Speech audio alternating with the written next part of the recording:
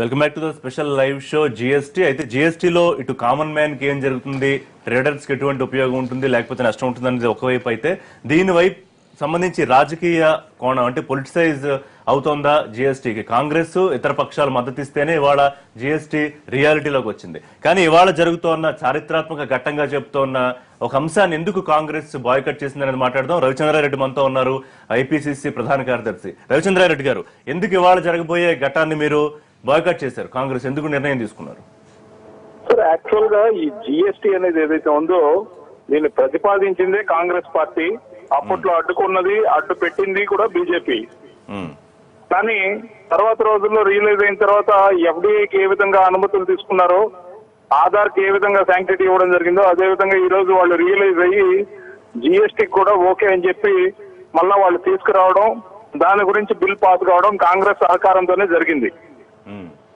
Congress party ప్రతిపాదించిన స్లాబులు, ఈ రోజు బీజేపీ ప్రతిపాదిస్తున్న స్లాబులు చాలా విషయాల్లో కొంత వ్యత్యాసం ఉండటంతో పాటు కొంత అత్యుత్సాహం, కొంత ఓవర్ రూలింగ్, అంటే స్టేట్లని దబాయించి కానీ, స్టేట్లని వాళ్ళని లొంగుబాటులోకి తీసుకుని బలవంతంగా అమలు చేయించే తీరులో కానీ, వాళ్లకున్న నియంత్రిత ధోరణులు ఏవైతే ఉన్నాయో వాటికి వ్యతిరేకంగా, మరియు బీజేపీ పార్టీ ఏదైతే ప్రచారానికి ఎక్కువ ప్రాధాన్యత, ప్రజల అవసరాలకు తక్కువ ప్రాధాన్యత ఏదైతే ఇస్తున్నారో, ఆ ప్రచార యావ మాకు అవసరం లేదు. మరి ముఖ్యంగా ఇక్కడ కోట్ చేయాల్సింది ఒకటి ఉంది. చేనేతలకు సంబంధించి ముఖ్యంగా వాళ్ళకున్న ఇబ్బందుల గురించి, వాళ్ళని ఈ రోజు స్లాబులు పెంచిన తీరు కానీ వాటన్నిటి గురించి ఎటువంటి అబ్జెక్షన్ మొన్నటికి మనం చూసాం. వాటి మీద ఎగ్జామ్షన్ ఇయ్యన్నారు, చివరికి ఇచ్చారు. ఒత్తిడి ఫలితంగానే జరుగుతుంది. మోడీ గవర్నమెంట్ లో ఏదైనా కూడా మనం ఇచ్చే ఒత్తిడి ఫలితంగానే వాళ్ళు కన్సిడర్ చేస్తారు తప్ప, ఒత్తిడి లేకుండా సామరస్యంగా చర్చల ద్వారా వాళ్ళు కన్సిడర్ చేయడానికి సిద్ధంగా లేరు. అందుకని వాళ్ళకి మామూలుగా అందరినీ కలుపుకొని అలవాట్లేదు. ఈ రోజు కూడా ఏదైనా మీకు అభ్యంతరాలు ఉంటే సాయంత్రం పార్టీకి రమ్మని పిలవటం, దాన్ని ప్రచారానికి వాడుకోవటం కాకుండా, కాంగ్రెస్ పార్టీని మరి విపక్షాలన్నిటి కూడా అఖిలపక్ష సమావేశం లాగా ఈ జిఎస్టీ ఇలాంటి చారిత్రాత్మకమైన బిల్లును అమల్లోకి తెస్తున్న తరుణంలో ఈ రోజు పొద్దున కనీసం లేకపోతే నిన్నటి రోజున అందరినీ పిలిచి కూర్చోబెట్టి మీకున్న అఖిలపక్షంలో ఏదైనా అభ్యంతరాలు ఉంటే అవి సరిచేసి ఉంటే ఈ రోజు బాయ్కాట్ చేయాల్సిన అవసరం కాంగ్రెస్ పార్టీకే కావచ్చు. కాదు, ఒకటి ఇప్పుడు నాకు జైట్లీ గారి మాటల్లో కానీ వెంకయ్య నాయుడు గారి మాటల్లో అర్థమైంది ఏంటంటే, ఈ గొప్ప సంస్కరణకు సంబంధించిన క్రెడిట్ బీజేపీకో లేకపోతే మోడీకో పోతుంది అనేది కాంగ్రెస్ పార్టీ ఒకటి డైజెస్ట్ చేసుకోలేకపోతుంది. రెండోది, అసలు ఈ బాయ్కాట్ చేయడంలో లాజిక్ అందుపట్టలేదని వెంకయ్య నాయుడు గారు అన్నారు. సార్, ఆయనకు లాజిక్ ఏమాత్రం ఎప్పటికీ అందుపట్టదు. ఆయన మోడీ గారు భక్తులు ఆయన ఉండాలంటే ఉండనియండి. కానీ నేను చెప్పిన దాంట్లో సహేతుకంగా ఉందా లేదా ఒక్కసారి మీడియా నుంచి ప్రజలు కూడా ఆలోచిస్తారు.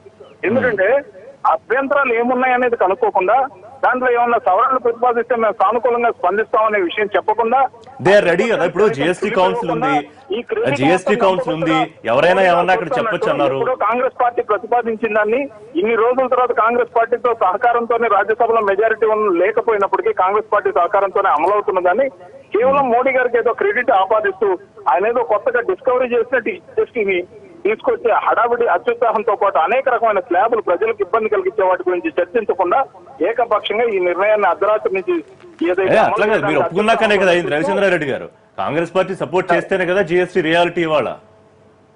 100% ముందు ఆ రోజున సపోర్ట్ చేసినప్పుడు ఈ స్లాబులన్నీ ఫిక్స్ కాలేదు. ఈ స్లాబులన్నీ ఫిక్స్ అయిన తర్వాత అఖిల పక్షాన్ని పిలవడం కానీ, దీని గురించి ఒక కమిటీతో పాటు చర్చించడం కానీ, ఆ తర్వాత వాటిలో ఉన్న లోపాలను సవరించడానికి అఖిలపక్ష సలహాలు, సంప్రదింపులు కానీ ఏమీ జరగలేదు.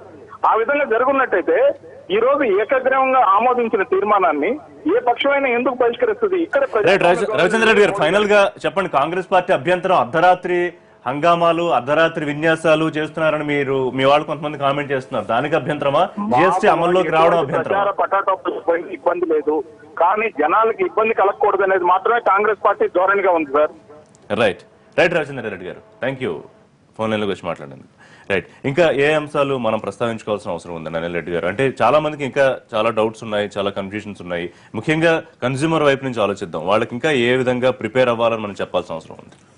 కన్స్యూమర్ వైపు చూసినట్టయితే ప్రతి ప్రోడక్ట్, కన్స్యూమర్ సంబంధించిన ప్రోడక్ట్ జిఎస్టీ కన్నా బిఫోర్ ఉన్న ప్రోడక్ట్ ప్రైస్ ఎలా ఉండేది, ఇంక్లూడింగ్ అంటే ఎక్సైజ్ డ్యూటీ కనిపించేది ఒకటి వేట కనిపించేది అని ఒక డిస్కషన్ జరిగినప్పుడు, అంతకు మొదలు ప్రోడక్ట్ ఎక్సైజ్ డ్యూటీ ఎంత ఉండేది, వ్యాట్ ఇంత ఉండేది, ఈ ప్రైస్ ఉండేది. జిఎస్టీ వచ్చిన తర్వాత ఎక్సైజ్ డ్యూటీ ప్లస్ వ్యాట్ రెండు కలిపిన తర్వాత ఈ స్లాబ్కు 12% కానీ 18% కానీ వచ్చిన తర్వాత ఈ ప్రైస్ అయింది. సో ఈ అవేర్నెస్ మనం క్రియేట్ చేసినట్టయితే డెఫినెట్గా అపోహలు అనేది తక్కువ అవుతుంది. ప్రైజెస్ ఇంక్రీజ్ అయ్యా లేదా డిక్రీజ్ అయ్యేది అన్నది కూడా కొంచెం క్లారిటీ వస్తుంది వారికి. సో వాట్ అబౌట్ టుమారో అండి? రేపు ఉదయం ఒక సూపర్ మార్కెట్ కి వెళ్ళి ఏమన్నా కొంటే ఏమిటి అది ఏ ట్యాక్స్ దాని మీద ఇంప్లిమెంట్ అవుతుంది అంటారు? సూపర్ మార్కెట్ పోయి మీరు తీసుకునే ప్రోడక్ట్ ఏది తీసుకున్నా కూడా ఏది కూడా 0%, 5% స్లాబ్ లో ఉండదు, ఉండే అవకాశం లేదు. ప్రతి ఒక్కటి ప్యాక్డ్ అయిపోయిన తర్వాత ఆటోమేటిక్ గా either it will be 12 or 18. Most of the products ఉన్నాయి 18%. కానీ ఫుడ్ ప్రోడక్ట్స్ చాలా మటుకు బ్రాండెడ్ అండ్ ప్యాకేజ్డ్ ఐటమ్స్ అన్ని 5% లో ఉన్నాయి కదా. ప్యాకింగ్ వచ్చిన తర్వాత ఫుడ్ ప్రోడక్ట్స్ మీకు ఏంటిది పనీర్ ఇటువంటి ఐటమ్స్ వాటి గురించి మాట్లాడుతున్నారు. అది కామన్ మ్యాన్ ప్రోడక్ట్ కాదు. అది తెలియదు. పనీర్ ఎక్కువ దాంట్లో ఉంది. పనీర్ 18% లో ఉంది, 5% లో చాలా ప్రోడక్ట్స్ ఉన్నాయి. అది కూడా ఆ లెవెల్ గా ఇమీడియట్ గా కన్జ్యూమర్ కు బెనిఫిట్ వచ్చే అవకాశం లేదు. ఓకే, ఎందుకంటే ఆ ట్రాన్స్పరెన్సీ అనేది కనిపించదు అక్కడ. సో ట్రాన్స్పరెన్సీ కనిపించాలంటే ప్రతి ఒక్క కన్జ్యూమర్ మన ఎవరైతే మ్యానుఫ్యాక్చర్ ఉన్నారో ఈ రోజు ఈ ప్రోడక్ట్ అమ్ముతున్నామో ఈ ప్రోడక్ట్ ప్రకారం ఈ ప్రైస్ ఉంటుంది. అంటే నా పాయింట్ ఏంటంటే సార్, ఇప్పుడు ఇవాళ అర్ధరాత్రి నుంచి అమలు అంటే రేపు ఉదయం అది వినియోగదారుడికి రేటు తగ్గకపోతే అమలులోకి వచ్చిన అర్థమే ఉంది, దాని ఉపయోగం ఏముంటుంది ఎండ్ యూజర్ కి? వినియోగదారు ఎప్పుడు కూడా ఒకటి గుర్తుంచుకోండి సార్, ఈ రోజు కూడా ఎంత చిన్న వినియోగదారైనా ఎంత పెద్ద వినియోగదారైనా కూడా తనకు కావలసిన వస్తువు అక్కడికి పోయి తీసుకోవడం ఒకటే తెలుసు. ఆ ప్రైస్ ఎంత ఉందన్న దాని మీద ఎక్కువ దృష్టి పెట్టారు. అంటే ఆల్రెడీ మార్కెట్ కు వెళ్ళినప్పుడు చిన్న తరగతి వాళ్ళు మనం ఈ ప్రైస్ ఇంతకు ముందు దృష్టి లేదు, కానీ మనం ఎంత ఎడ్యుకేట్ చేసి జిఎస్టీ వల్ల ఎంత తగ్గుతుంది, ఎంత మేలు జరుగుతుందని చెప్పి ఖచ్చితంగా చూసుకునే అవకాశం. చెప్పిన తర్వాత కూడా ఆ బిల్ బయటకు వచ్చిన తర్వాత చూసిన తర్వాత ఏర్పడుతుంది. కౌంటర్ లో మీరు చూసిన ప్రోడక్ట్ మీద ఎక్స్ ప్రైస్ ఉంటుంది, అది బయటకు వచ్చి బిల్ తీసుకున్నప్పుడు కానీ దాని మీద ఎంత అనేది ఏర్పడదు. సో అక్కడ ట్రాన్స్పరెన్సీ ఒకటి క్రియేట్ చేయాలి. డెఫినెట్ గా క్రియేట్ చేసినప్పుడు కానీ అది తగ్గిందా ఇంక్రీజ్ అయింది అనేది ఏర్పడదు. రైట్. వాట్ అబౌట్ రెస్టారెంట్స్ అండి? ఇవాళ రెస్టారెంట్ అనేది ఇందాక సినిమా ఒక కామన్ మ్యాన్ కి ఒక ఎంటర్టైన్మెంట్ ఎలాగో రెస్టారెంట్ కూడా దాదాపుగా అంతే. సో ఇప్పుడు భారమా లేకపోతే తగ్గే అవకాశం ఉందా? అంటే 5 స్టార్ రెస్టారెంట్ లో ఇదివరకు 40% ఉండేదండి. ఏది సర్వీస్ ట్యాక్స్ తర్వాత సర్వీస్ ఛార్జెస్ తర్వాత వ్యాట్ ఇవన్నీ కలుపుకుంటే దగ్గర దగ్గర 40%, 42% వరకు వచ్చేది. ఈ రోజు ఓవరాల్ గా 28% లోకి వచ్చింది. ఓకే, 5 స్టార్ దాంట్లో. తర్వాత ఇంకా వేరే అంటే సంపన్నులు 28 కాకపోతే 40 అయినా కడతారు. కామన్ మ్యాన్ ఏం జరుగుతుంది? నార్మల్ రెస్టారెంట్ కి ఎంత పెరిగింది? అయితే నేను వీళ్ళందరూ 5 స్టార్ కి వెళ్ళే అవకాశం చాలా మంది. కామన్ మ్యాన్ పోతే ఆల్మోస్ట్ అన్నిటికీ 18% లో ఉంది. డెఫినెట్ గా ఇది తగ్గే అవకాశం. కొన్నిటికి 28% ఉన్నట్టుంది కదా. అది హయ్యర్ కేటగిరీ వాటి వరకు ఉన్నది. అంటే లిక్కర్ తోటి చేసే రెస్టారెంట్స్ కు 28% ఉంది. మన నార్మల్ గా మనం చూసిన రెస్టారెంట్స్కి వెళ్ళినట్టయితే ఓన్లీ రెస్టారెంట్కి వెళ్ళినట్టయితే ఇది వరకు వ్యాట్ 14.5%, తర్వాత సర్వీస్ ట్యాక్స్ అనేది 2 ఉంటుండే కాబట్టి డెఫినెట్ గా ఒక 1-2% మనకు మైనస్ సైడ్ ఉంటుంది అన్నది చెప్పవచ్చు. ప్రసాద్ గారు, ఇంకొకటి అందరూ ఎదురు చూసేది, అందరికీ అవసరమైంది వైద్యము, విద్య. వీటి మీద వెసులుబాటు కొంత బాగానే దొరికినట్టుంది. దాదాపుగా 0% స్లాబ్ లోనే ఉన్నాయి. కొంత విద్యారంగానికి సంబంధించి ఫీజు లాంటివి చూసుకుంటే కొన్ని ట్యాక్స్ పరిధిలో ఉన్నాయి. సో ఓవరాల్ గా మేలు జరిగినట్ట. విద్యారంగానికి చూసుకుంటే ట్యాక్స్ కాంపోనెంట్ తక్కువ. అసలు మొత్తం ఓవరాల్ ఎక్స్పెండిచర్ లో చూస్తే ట్యాక్స్ కాంపోనెంట్ చాలా స్మాల్ కాంపోనెంట్. మేజర్ ఐటమ్స్ మిగతా ఉన్నాయి, స్టాఫ్ శాలరీస్ అటువంటివి ఉన్నాయి. కాబట్టి ఇది ఎడ్యుకేషన్ ఎక్స్పెండిచర్ని తగ్గిస్తుందని నేనేమి అనుకోవట్లేదు. బట్ ఇండైరెక్ట్ గా కొంత స్టేషనరీ ఐటమ్స్, తర్వాత మర్చిపోయిన ఎక్విప్మెంట్ ఈవెన్ వీళ్ళు డ్రాయింగ్ వేసేటానికి వాడే దానికి కూడా వీళ్ళు ఇచ్చినారు ట్యాక్స్ 12% లో పెట్టినారు. సరే, అది చిన్న small components. But overall tax component తక్కువ. ఓవరాల్ గా అన్ని వస్తువుల ధరలు పెరిగే అవకాశం ఉంది కాబట్టి దాంతో పాటుగా ఇది కూడా పెరుగుతుంది. మనం అట్లా బాగా షార్ప్నర్ 28% లో ఉందండి. షార్ప్నర్ 28 లో ఉంది. ఈ డ్రాయింగ్ బుక్స్ వీటి మీద కూడా, పెన్సిల్స్ వాటి మీద కూడా ఎక్కువే ఉంది. ఇక్కడ మొన్న కొంచెం రెడ్యూస్ చేశారు. కంపాక్స్ బాక్స్ లో కూడా అది 12%, 18% ఉంది. అందుకనే ఇప్పుడు ఓవరాల్ గా చూస్తే ట్యాక్స్ కాంపోనెంట్ తక్కువ. ఎడ్యుకేషన్ ఎక్స్పెండిచర్ లో మిగతా ఐటమ్స్ ఎక్కువ ఉన్నాయి. తర్వాత అసలు క్లాత్ చేస్తుంటే మనం ఎంతసేపటికి టెక్స్టైల్ వాళ్ళకి కన్ఫైన్ అయి చూస్తున్నాం. అసలు రా మెటీరియల్ అగ్రికల్చర్ నుంచి వాళ్ళు కాటన్ డిమాండ్, అది ప్రొడక్షన్ డిమాండ్ తగ్గిపోయినప్పుడు క్లాత్ కి డిమాండ్ తక్కువైనప్పుడు ధర పెరిగి ఆటోమేటిక్గా కాటన్ కూడా డిమాండ్ తక్కువ అవుతుంది. ఇప్పుడు మన రాష్ట్రంలో 2 తెలుగు రాష్ట్రాల్లో ఈసారి కాటన్ బ్రహ్మాండంగా వేసినారు. రేపు ధరలు ఎట్లుంటాయో చెప్పలేం. ఇక్కడ ఒక 70 లక్షల బేల్డ్ వస్తాయంటున్నారు, తర్వాత మరి ఆంధ్ర ఏరియాలో ఎంత వస్తుందో it's very difficult to predict. So imports and exports గురించి ఏమైనా చెప్తారా? ఇంపోర్ట్స్ ఎక్స్పోర్ట్స్ చాలా ఇంపార్టెంట్. ఇప్పుడు ఇప్పటికే స్వేచ్ఛ వాణిజ్య ఒప్పందాలు కొన్ని దేశాలతో ఉన్నాయి, తర్వాత కొత్తగా రాబోతున్నాయి చర్చలు. ముఖ్యంగా యూరోపియన్ యూనియన్ ఒకటి వాళ్ళు ఫైనలైజ్ చేయడానికి ఉంది. ఈ బ్రెక్సిట్ వల్ల కొద్దిగా ఆగిపోయింది, బట్ అది కూడా ఊపందుకుంటుంది. తర్వాత నెక్స్ట్ మంత్ జూలైలో regional economic comprehensive economic partnership అనే పేరుతో ఫ్రీ ట్రేడ్ అగ్రిమెంట్ మీద చర్చలు జరుగుతున్నాయి. వాళ్ళు పేరు మార్చారు, ఎందుకంటే ఫ్రీ ట్రేడ్ అగ్రిమెంట్ అంటే కొద్దిగా బదనామా అయ్యింది కాబట్టి. అది కనుక నిజంగా వస్తే మేము వినేది ఏంటంటే అది అంత రహస్యంగా జరుగుతుంది.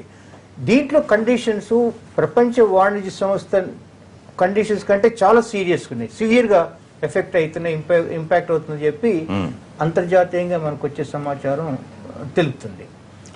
ఇప్పుడు నిజంగా అదే కనుక వస్తే మన జాతీయ ప్రభుత్వం యొక్క లివరేజ్ అడ్డగోలుగా ఇంపోర్ట్స్ కనుక వస్తే దాన్ని నియంత్రించే శక్తి కూడా దాదాపు ఉండదు. ఓకే, అప్పుడు మనము చాలా తీవ్రమైన సమస్యలు ఉంటాయి.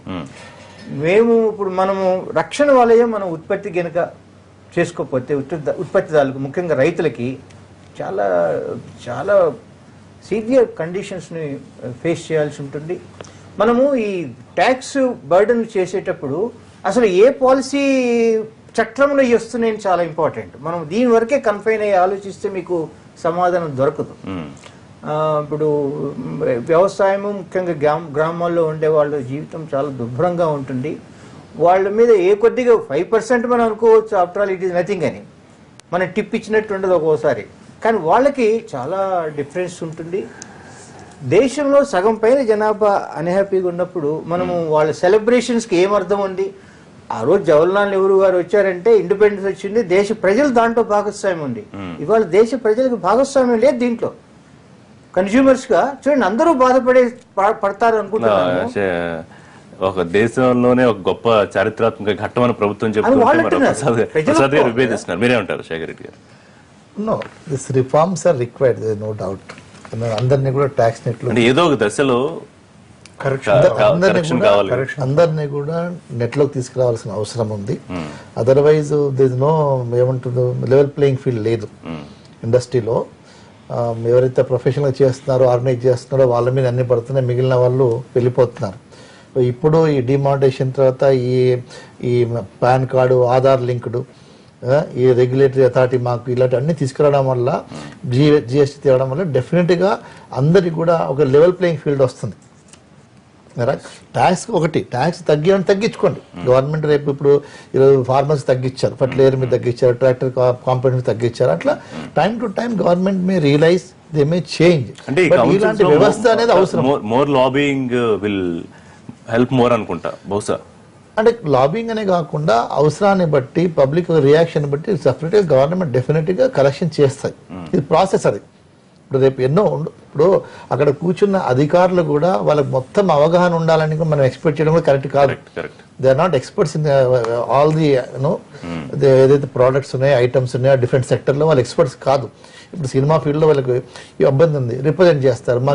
మాకు రియల్ ఎస్టేట్ ఇండస్ట్రీలో మాకు ఇబ్బంది, రిప్రజెంట్ చేస్తాము. బట్ ఎందుకంటే అది 2-3% ఎక్కువ పడితే భరిస్తాం. మా ప్రాఫిట్లో కానీ లేదా కన్జ్యూమర్ కానీ ఎక్కడో అడ్జస్ట్ అయిపోతుంది. ఇప్పుడు అది ఎక్కువ ఉందనుకోండి, ఆ పర్సెంట్. నాకు ఒకటి చెప్పండి శేఖర్ రెడ్డి గారు, ఫ్రాంక్ గా ఆ ట్రాన్స్పరెన్సీ ఉంటుందా ఆ ట్రేడర్ కి కన్జ్యూమర్ కి? ఉంటుంది. ఎందుకంటే everywhere now IT will play major role.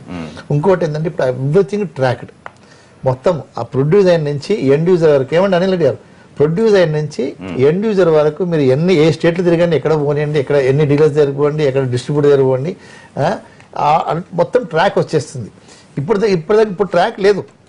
విన్నారా? ఇక్కడ నుంచి మన సిఎస్టీ మీద పోతుంది, లారీ లోడ్ పోతుంది, ఎక్కడ పోతుంది? పాయింట్ ఏంటంటే ఇప్పుడు డిమానిటైజేషన్ తర్వాత చాలా అద్భుతాలు జరుగుతాయి దేశంలో, ఒక పెద్ద గొప్ప మార్పు అనుకుంటే దానికి అనుకున్నంత అనుకూలమైన ఫలితాలు ఏమీ రాలేదు ఇప్పటి వరకు. కొంతమంది చాలా మంది ఎక్స్పర్ట్స్ చెబుతుంది దాన్ని బట్టి. జిఎస్టీ ఆ కోవలోకి పడిపోకుండా ఉంటుందా అనేది. అంటే ఇప్పుడు మనము మన యొక్క ప్రాక్టీస్ అవుతున్న లాస్ట్ 70 years నుంచి, అంతకు ముందు నుంచి కూడా ప్రాక్టీస్ ఏది కూడా ఓవర్ నైట్ మారదండి. విన్నారా? మనం ఈజ్ ఆఫ్ డూయింగ్ బిజినెస్ కావాలని మనం చాలా ప్రయత్నం చేస్తున్నాం. All industrial associations we are working. Every industry sector is working, is of doing business. Government of India పనిచేస్తుంది, స్టేట్ గవర్నమెంట్ పనిచేస్తుంది. స్టేట్ గవర్నమెంట్ ఈ మధ్య కాలంలో కాంపిటీషన్ లో పనిచేస్తున్నాయి. How to bring it more transparency, more అంటే ట్యాక్స్ లో కూడా ఏ విధంగా మనం రేషనలైజ్ చేయాలని ఆలోచిస్తున్నాయి. అందరూ పట్టుకొస్తున్నారు. There is a competition, healthy competition ఉంది. కాబట్టి డెఫినెట్ గా ఈ అన్ని రిఫార్మ్స్ టుగెదర్ ఇంకా కొన్ని వెలుసుబాటు చేయాలి. ఇంతమంది అన్నట్టు మా రిజిస్ట్రేషన్ ఛార్జ్ తగ్గాల, ఇన్కమ్ ట్యాక్స్ స్లాబ్ కొంత తగ్గాల, తర్వాత క్యాపిటల్ గెయిన్స్ తగ్గాల, ఈజ్ ఆఫ్ డూయింగ్ బిజినెస్ ఇంకా పెరగాల. ఇవన్నీ పెరగడం వల్ల ఈవెన్ టాక్సేషన్ కూడా ఇంకా తగ్గాల్సిన అవసరం ఉంది. ఇప్పుడు ట్యాక్స్ న్యూట్రాలిటీ కాదు, ఇప్పుడు మీరు బేస్ వైడ్ అవుతున్నప్పుడు మీరు ట్యాక్స్ పర్సెంటేజ్ కూడా తగ్గాల్సిన అవసరం ఉంది. మేబీ ఇప్పుడు 5 స్లాబ్స్ ఉన్నాయి, రేపు మేబీ 28 స్లాబ్ వెళ్ళిపోతుంది, 18 కి పరిమితం అవుతాం ఆఫ్టర్ 1 year 2 years తర్వాత we don't know. లేదా పెరుగుతుందేమో 32 కొత్త స్లాబ్ పెరిగే అవకాశం లేదు. డెఫినెట్ గా 1.5-2 years లో స్ట్రీమ్ లైన్ అవుతుంది. ట్యాక్స్ స్లాబ్స్ ఇప్పుడు ఉన్న స్లాబ్లు కూడా రెడ్యూస్ అవుతాయి, రెండింటికి అట్లా కుదిర్చే అవకాశం ఉంటుంది. 28 అనేది ఉండదు, ఎక్సెప్ట్ ఈ లిక్కర్ వాటి మీద ఎలా ఉంటుందని తెలియదు కానీ, బట్ ఎగ్జిస్టింగ్ ఉన్న స్లాబ్ మాత్రం డౌన్ ది లైన్ 1.5-2 years లో రెడ్యూస్ అయ్యే అవకాశం ఉంది. ఈ రోజు స్లాబ్స్ ఇప్పుడు లిక్కర్ ఇందులో పూర్తిగా ఇంక్లూజివ్ లేదు కదా, రాష్ట్రాలకు ఇంకా అధికారం, రాష్ట్రాలకి liquor and petroleum products and tobacco అందుకే ఒప్పుకునే రాష్ట్రాలన్నీ కూడా దాని కొరకు. ఎందుకంటే దాంట్లో మినిమం వాళ్ళకు 45-50% వాళ్ళు సెక్యూర్డ్ అయిపోయారు. రిజిస్ట్రేషన్ ఛార్జ్ కూడా లేవండి. సో ఆ టోటల్ అమౌంట్ వాళ్ళకి 50% ఆల్రెడీ వాళ్ళు సెక్యూర్ అయిపోయారు. Balance 50% most of the state governments కు సంతోషకరమైన వార్త ఏంటంటే జిఎస్టీకి వచ్చిన తర్వాత వ్యాట్ రూపంలో తగ్గే ధరలు, ఇటు సిఎస్టీలో వచ్చే ప్లస్ పాయింట్, తర్వాత సర్వీస్ ట్యాక్స్ లో షేర్. సో అక్కడికి కంపన్సేట్ అనే ఉద్దేశంతో విన్ విన్ సిచ్యువేషన్ ఉంటుందనే ఉద్దేశంతో రాష్ట్ర ప్రభుత్వాలు కేంద్ర ప్రభుత్వాలు ఒప్పుకున్నాయి. ఇక్కడ మేజర్ గా నెంబర్ ఆఫ్ ట్యాక్స్ స్లాబ్స్ రావడానికి మేజర్ కారణం ఏంటంటే ఈ కౌన్సిల్ ఎకనామిక్ వర్కింగ్ చేసేటప్పుడు ఒక్కసారి షిఫ్ట్ అయిపోయిన తర్వాత ఈ నెంబర్ ఆఫ్ స్లాబ్స్ లో వాళ్ళకి కావాల్సిన రిక్వైర్మెంట్ ఏదైతే ఉందో, స్టేట్ గవర్నమెంట్ కానివ్వండి, సెంట్రల్ గవర్నమెంట్ కానివ్వండి, వారికి ఏదైతే ఫండ్స్ రిక్వైర్మెంట్ ఉంది, ఆ ఫండ్స్ రిక్వైర్మెంట్ వస్తుందా లేదా అన్న దాని మీద దాన్ని వైడ్ చేశారు. రేపు ఒక 1 year తర్వాత అది వాళ్ళకి అనుకున్నట్టు కరెక్ట్ వచ్చిందంటే మాత్రం డెఫినెట్ గా దానికి రెడ్యూస్ అవ్వాలి. పార్లమెంటు సెంట్రల్ హాల్లో జిఎస్టీ ప్రారంభోత్సవానికి ఒక గొప్ప ఘట్టానికి అంతా సిద్ధం.